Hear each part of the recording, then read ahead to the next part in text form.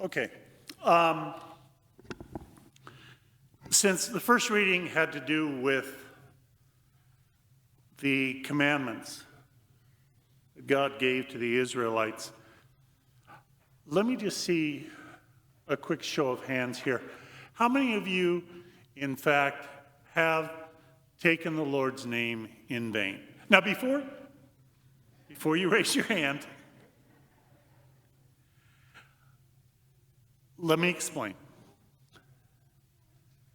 You get that confessed a lot, but I would be willing to guess that there are very, very few of you, maybe like zero, who have ever really taken the Lord's name in vain. You look at the commandments, and they are really divided into two different sections. The first couple of commandments are a reminder to Israel how they are to deal with this God that they are entering into covenant with. And since they came from neighbors, they came from Egypt, where in so many of these places there were many, many gods. God is defining in the commandments how you are to understand what it's like to deal with one God. And he said, you shall not make any graven images. Okay? Because in so many of these pagan religions, it was thought that if you had an image of the god, you then had power over the god, and you could make the god do what you wanted it to do. Also, if you spoke the name of the god, then you had power over that god. And you could force that God to obey your wishes.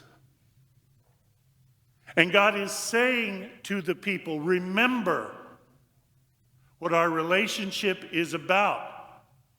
I am your God. You are my people. You do not try to manipulate me. You do not try to put yourself above me. I will care for you,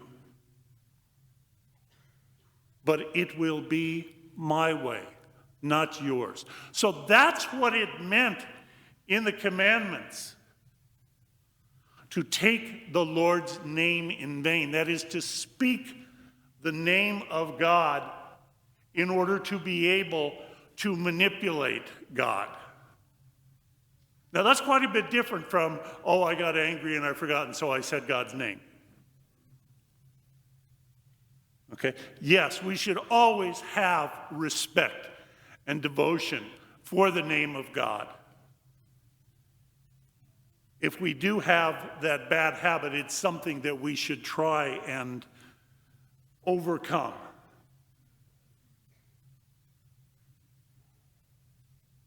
But just using the wrong word in a moment of anger is not the deadly sin that we have figured it out to be. The sin was idolatry. The sin was not letting God be God. And that we always need to be aware of. Okay, so I just wanted to clear that up. Now,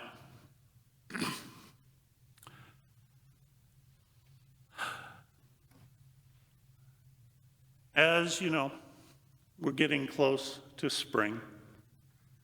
And it seems as though there are some signs of spring every year that take place. Of course, I think maybe the one we are the most familiar with is the fact that on March 19th, the swallows returned to the mission of St. John Capistrano in California. But in fact, we've got other birds that are ahead of the swallows. I don't know if you know this, but it is a yearly phenomenon. Each year, on March 15th,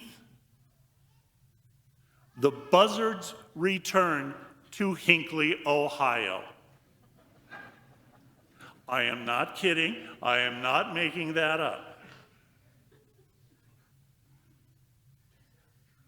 And there are big gatherings apparently in Hinckley, and people start watching with binoculars and everything about 2 in the morning, and they have a designated buzzard spotter and all of these things. I mentioned that buzzards are basically turkey vultures.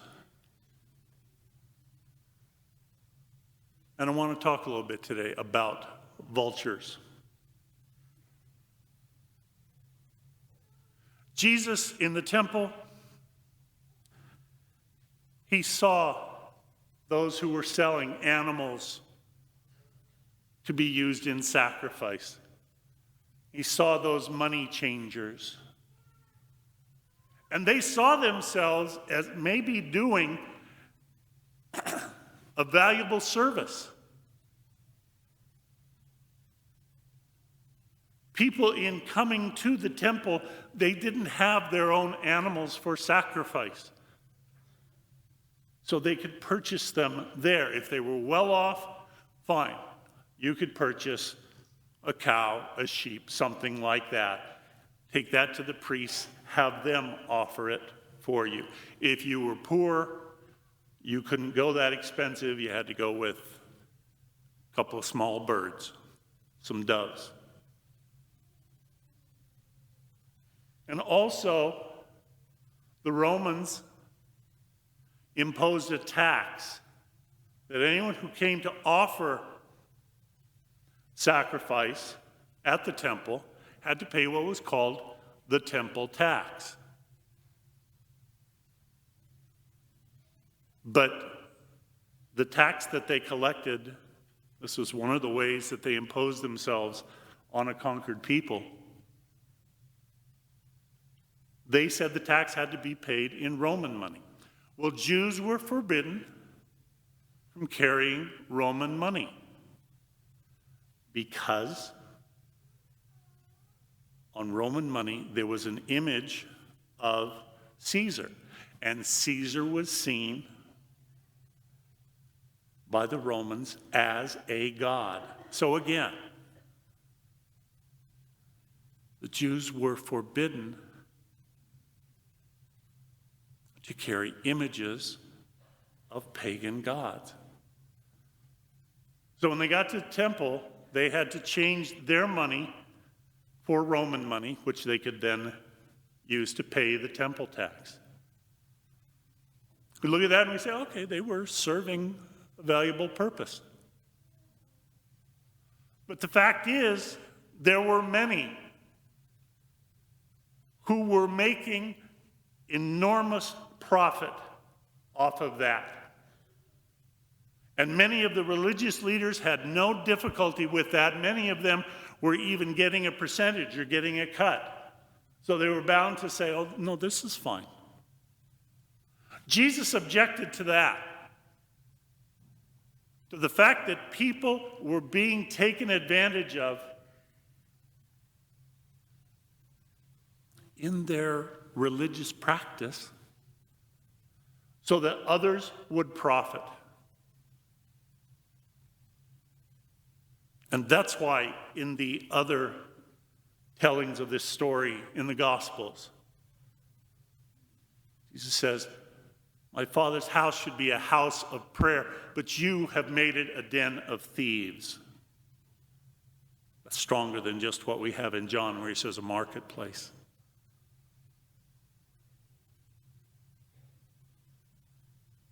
You are taking advantage of people. You are using them for your own sake, your own profit. In essence, Jesus says, you are vultures.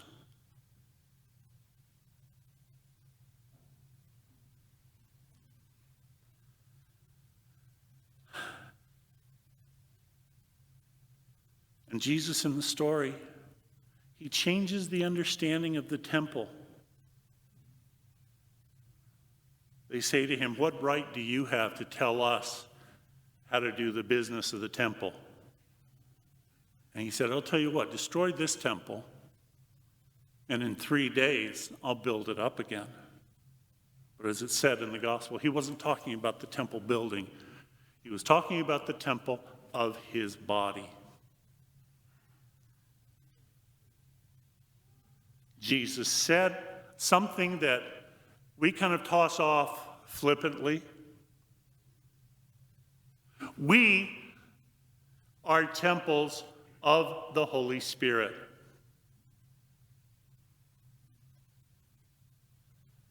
And yet, even today, we have so many who try to turn those temples into dens of thieves. You look back in history, you look at the reality of slavery. My gosh. That people, supposedly Christian people many times, had such an easy time capturing and selling other people as property so that they could make their profits.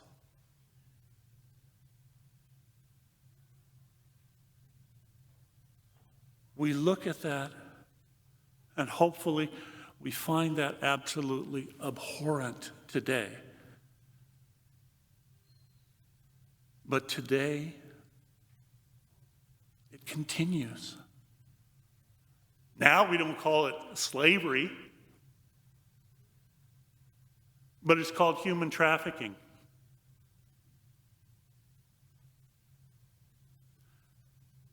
People are kidnapped or coerced and forced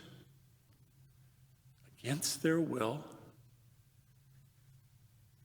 into labor, be it in the sex trade, be it in drugs, so that others may make profit off of them.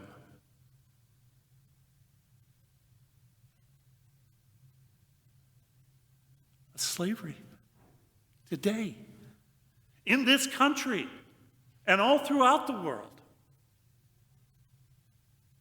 And it's the ones who are most vulnerable, those who don't have the protections of law very often,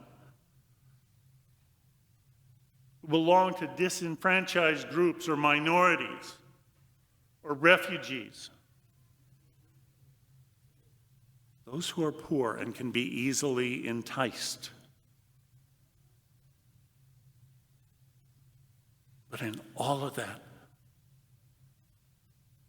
they are looking at people, temples of the Holy Spirit, and seeing them simply as ways for me to profit.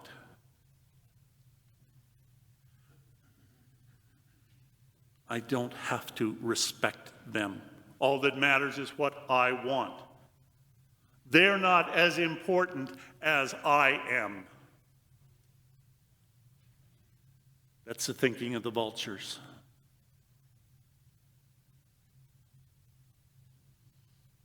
It is a problem in our world.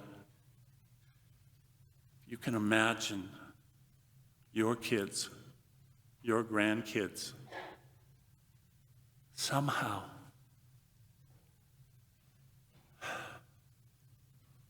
being forced into 21st century slavery.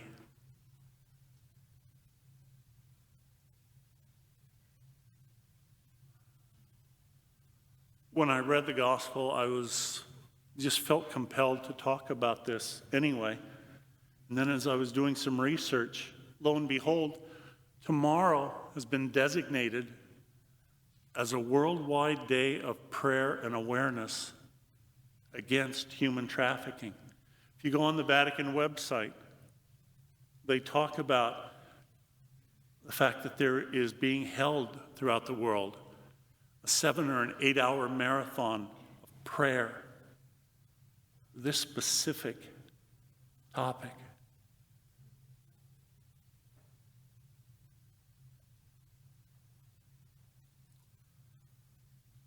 The sin of not respecting the temple. The sin of seeing others simply as a commodity for me to be used to get what I want.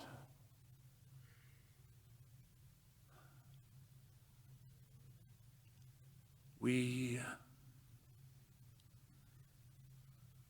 still have a very long way to go to truly understand what it means to say that all people are our brothers and our sisters.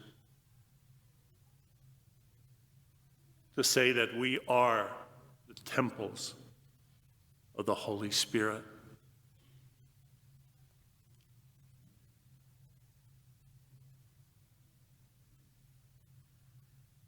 To say,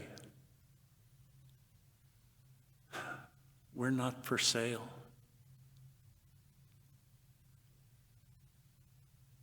To ask, who are the vultures around us?